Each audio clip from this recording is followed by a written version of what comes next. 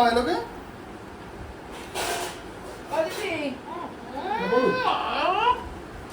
জোর করে খাই। ওইভাবেই খেতে হয় মুড়ি, মুখ টোবলা করে। এই কি ওধারে কেন বসলো? কি ঝগড়া করছো কেন? আজকে ওর সাথে বাচ্চাদের মতন ঝগড়া করবি না। ধারে কেন আমি কোথায় বসবো? ও তো বাচ্চা ওখানে ধারে বসবে। সকালবেলা উঠে ব্যস্ততা শুরু হয়ে গেছে, কারণ যেতে হবে মামা বাড়ি। অলরেডি বাজে 10টা, বেরোনোর কথা ছিল 10:30টায়। তখন তাড়াতাড়ি করতে হবে। তো রাস্তায় কি কি করছি সবটাই দেখাবো, অপেক্ষা করবো। রেডি হয়ে বেরিয়ে পড়েছি মামা বাড়ির উদ্দেশ্যে, কারণ ক্যাপশন দেখে তো বুঝেই গেছেন আজকে হচ্ছে আমার বোনের জন্মদিন। তো সেই উপলক্ষে মামা বাড়িতে ছোট্ট করে আয়োজন হয়েছে। তো কিভাবে কি আয়োজন হয়েছে, আরো কি কি হবে, পুরোটাই কিন্তু দেখতে হবে, কোনটাই কিন্তু স্কিপ করলে চলবে না।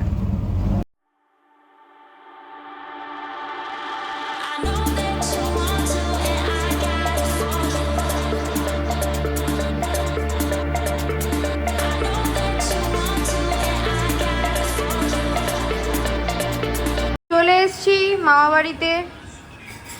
তো এইখানে হচ্ছে এই যে রান্না বান্নার আয়োজন চলছে, আশা করি হয়ে গেছে, কিন্তু মামনি দেখাতে চাইলো না কি করছে। আর এই যে শুয়ে আছে আমার বোন, যার আজকে জন্মদিন। কেমন বিচ্ছিরি ভাবে জানি শুয়ে আছে, কিছু বলার নেই। আর আমিনদা এখানে বসে আছে। হ্যাঁ, না ভিডিও চলছে। এখানে মা দেবাশিস জায়গা করে নিয়েছে, এখানে রয়েছে বোনের জন্য গিফট, আর ওখানে দিদুন হচ্ছে পুজো দিচ্ছে। তো একটু পরেই খাওয়া দাওয়ার আয়োজন হবে। তো যখন আয়োজন হবে দেখাবো যে আজকে বোনের জন্মদিন উপলক্ষে কি কি আয়োজন হয়েছে।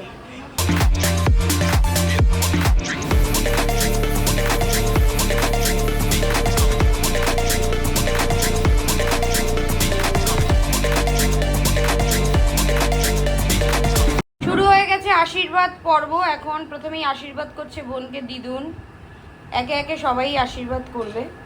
পরে পালা এলো বোনের দিদুনের, এখন আশীর্বাদ করছে বোনের দিদুন।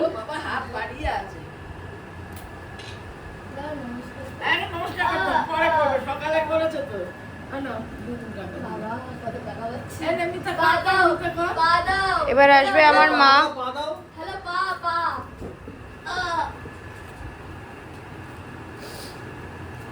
বিশেষ ব্যক্তি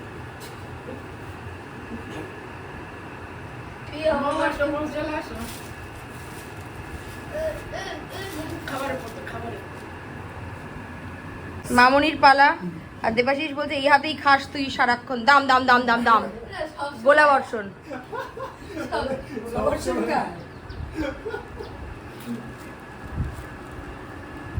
একটু হালকা করে একটু ক্যামেরার দিকে তো মাঝে মাঝে তাকাতে হবে, যে আশীর্বাদ থেকে হচ্ছে। একটু তাকাও সবাই, একটু দিয়ে একটু হালকা করে দাঁড়িয়েছে ছবিটা একটু ওই করে তাকা। আমার তো হয়ে গেছে। হচ্ছে দেবাশিসের পালা। শালিকে আশীর্বাদ করছে জামাই বাবু, তারপরে হাফ প্যান্ট পরে। আরে মাথা থেকে তুলে নে আবার। তাকাও দেবাশিস, অন্যকে তো জ্ঞান দিলে, নিজে একটু তাকাও। কেউ ছবিটাকে নষ্ট করলো, ঠাস করে চল।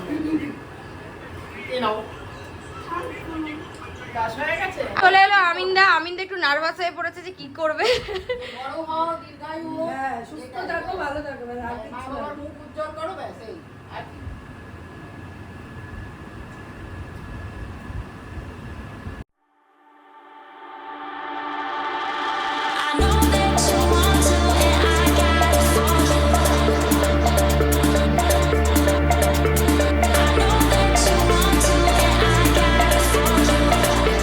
আজকের মেনু শাক ভাজা, পটল ভাজা, কুমড়ো ভাজা, বেগুন ভাজা, আলু ভাজা, ভেন্ডি ভাজা, ডাল, ইলিশ মাছ ভাজা, সাথে রয়েছে পটল চিংড়ি, চাটনি আর মিষ্টি। তো চলুন খেয়ে নিই, আগে খেয়ে নিয়ে তারপরে আবার দেখা হবে যখন সন্ধ্যেবেলা কেক কাটিং হবে। এখন শুরু হয়েছে আইসক্রিম পার্টি। দেবাশিস সবার জন্য আজকে পার্টিতে আইসক্রিম নিয়ে এসেছিল। এই যে বার্থডে গার্ল আইসক্রিম খাচ্ছে, আর এদিকে আমার স্বামী আইসক্রিম খাচ্ছে। হ্যাঁ, আমিও কিন্তু আইসক্রিম খেয়েছি, তবে আমারটা কিন্তু এটা হলো গো জিরোর সুগার ফ্রি আইসক্রিম। তো যারা মোটামুটি ডায়েটে থাকেন তাদের জন্য এটা খুব ভালো, সেটা অবশ্য বুঝে, কারণ এটার মধ্যে 83 calorie only, no added sugar. তো এটা কিন্তু আপনারা ট্রাই করতেই পারেন। আমি ব্লিঙ্কিট থেকে এটা নিয়েছি, কিন্তু আপনারা এটা ব্লিঙ্কিট, জেপ্টো সব কিছুতেই পেয়ে যাবেন। নমস্কার বন্ধুরা, সবাই কেমন আছেন? আশা করি সবাই খুব খুব খুব ভালো আছেন। সাহেব বিবি অ্যান্ড ফ্যামিলির নতুন একটা ব্লগে সকলকে স্বাগত জানাই। তো এতক্ষণ সমস্ত ভিডিও দেখে এবং ক্যাপশন পড়ে বুঝেই গেছেন যে আজকে হচ্ছে আমার মামার মেয়ে অর্থাৎ আমার বোনের জন্মদিন। সেই উপলক্ষে আমরা আজকে চলে এসেছি মামা বাড়িতে। তো সেই ভিডিওগুলি দেখলেন, খাওয়া দাওয়া থেকে শুরু করে আইসক্রিম পার্টি সবটাই আপনাদের সামনে শেয়ার করলাম। সাথে কিন্তু শেয়ার করেছি যারা ডায়েটে রয়েছেন তাদের জন্য ভালো একটা আইসক্রিম গো জিরোর। আর একটা জিনিস শেয়ার করবো, এইটা একটা শেয়ার করার ম্যাক্স প্রোটিনের এই চিপসগুলো, এগুলো কিন্তু খুব হেলদি। তবে হ্যাঁ, যেদিন লো ক্যালোরি থাকবে সেদিন খাওয়া যাবে না, হাই ক্যালোরিতে যে কোনো একটা মিল স্কিপ করে কিন্তু এটা খেতেই পারেন। তবে এই অ্যাডভাইসগুলো আমার না, আমার স্যারের অর্থাৎ সুপ্রিয় স্যারের দেওয়া। তো এবার আমরা সরাসরি চলে যাব কেক কাটিংয়ের দিকে। কেক কাটিংয়ের সময় দেখাবো। আচ্ছা বলে রাখি, আজকের কেকটা কিন্তু বোনের কাছে একটা সারপ্রাইজ, কারণ বোন জানে না যে আমি ওর জন্য এক্স্যাক্টলি কী কেক অর্ডার দিয়েছি, কিন্তু ওর পছন্দ হবে। এবং কেকটা নিয়ে নিয়েছি বেক বাড়ি থেকে অর্থাৎ প্রিয়াঙ্কাদির থেকে, এবং আমাদের বাড়ির সমস্ত কেকই এখন প্রিয়াঙ্কাদির কাছেই থেকেই আসে।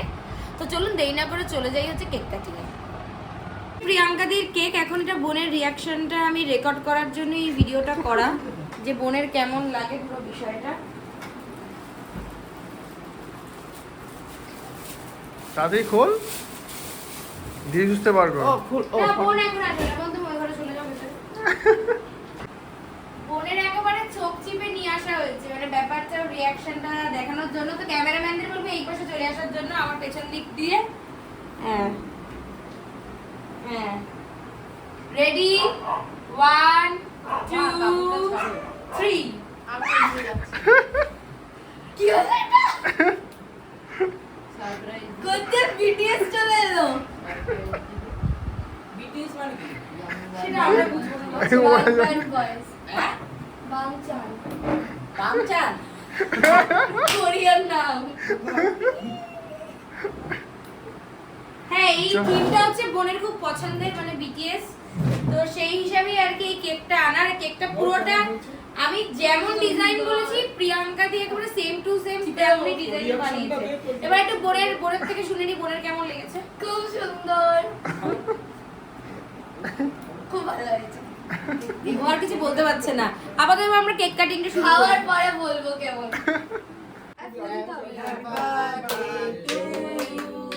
Happy birthday to you, happy birthday dear Jitika, happy birthday to you. এবার এখন কেক খাওয়ার পালা চলবে, গক গক করে সব কেক খাবে। আগে ওরা কেকটা খাক, তারপরে আমি বলবো ফ্লেভারটা বলবো। কেকটা দেখ তো কেমন খেতে। হ্যাঁ, কেকটা হচ্ছে রসমালাই ফ্লেভারের কেক, ইচ্ছা করে দিয়েছি। মানে মেনলি হ্যাঁ ওটা পরে আমার ক্যামেরা রসমালাই কেক। এই বেঁচে বেঁচে খেলে এই উপরে উঠে গেছে।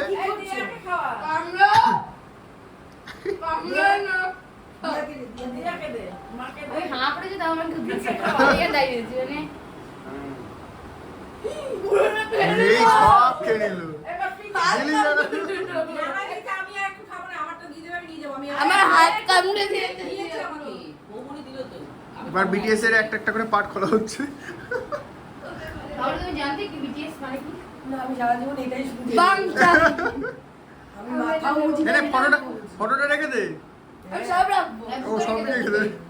পেয়ে গেছে একটা অমূল্য রত্ন, সেটা হচ্ছে 2 টাকা দামের একটা কিউট মিনি সিঙ্গারা, সেটা এখন খাবে। হ্যাঁ, ছোট ছোট পুচকি পুচকি সাইজের চপ, সিঙ্গারা, পেঁয়াজি। তো আপাতত এটা হচ্ছে কেক খাওয়ার পর আমরা একদম ঘরোয়া পার্টি করব।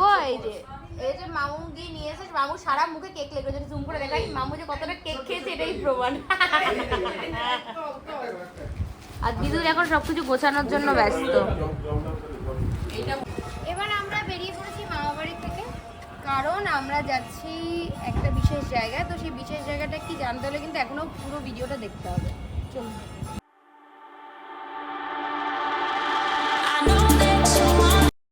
চলে এসেছি বিসি রায় হাসপাতাল আর মাতৃসদনের আন্ডারে একটি আশ্রমে। আমার বোনের খুব ইচ্ছা ছিল যে এবার ও আশ্রমের আবাসিকদের সাথে ওর জন্মদিনটা পালন করবে, তো আমরা আমাদের তরফ থেকে সামান্য কিছু আয়োজন করেছি এখানে যে আবাসিকরা রয়েছে তাদের জন্যে। তো এটা একটা খুব ভালো উদ্যোগ এবং বোনের এই যে ছোটো বয়সে এই বুদ্ধিটা, এটা কিন্তু খুবই মানে ফুল প্রশংসা করতেই হয়। তো চলুন ভেতরে গিয়ে সবটাই দেখাচ্ছি। আচ্ছা, আশ্রমের নাম হচ্ছে স্নেহের বন্ধন।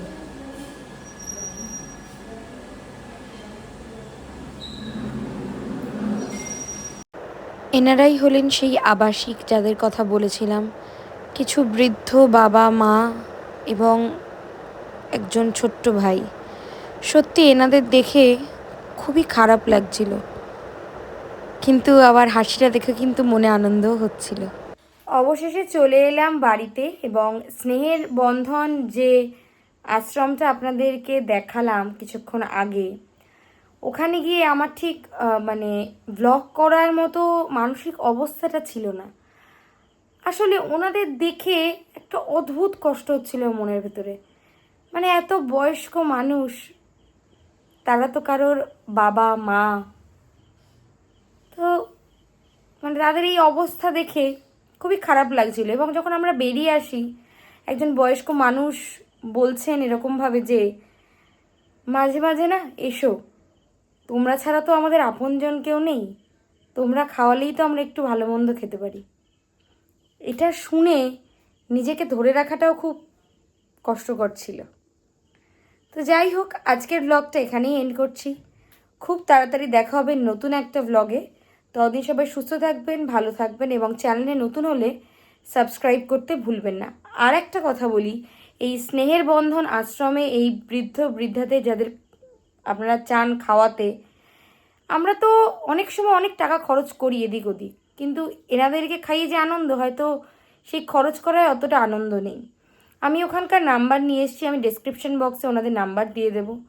আমি চাইবো আমার দর্শকরা এগিয়ে আসুক এবং এই বৃদ্ধ মা বাবার পাশে থাকুক।